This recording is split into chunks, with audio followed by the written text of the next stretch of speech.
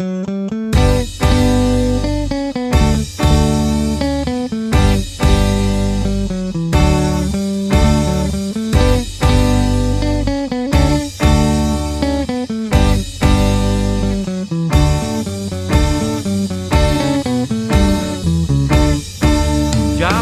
ini emang zaman edan,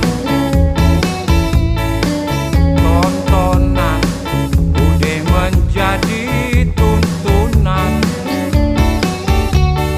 rasa malu udah dilupakan, yang dilihat, yang didengar ditirukan. Zaman ini emang zaman edan, kelakuan udah jadi keterlaluan, adab sopan santun udah dilupakan, semuanya udah jadi kebablasan.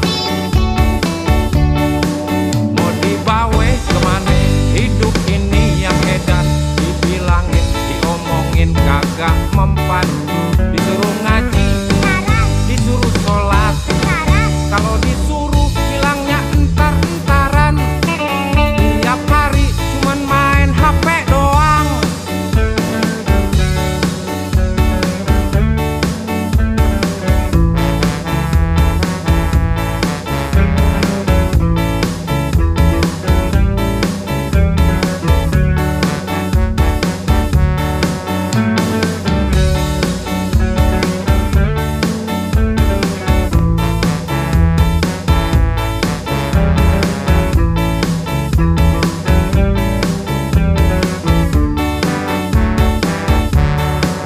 Zaman ini emang zaman edan,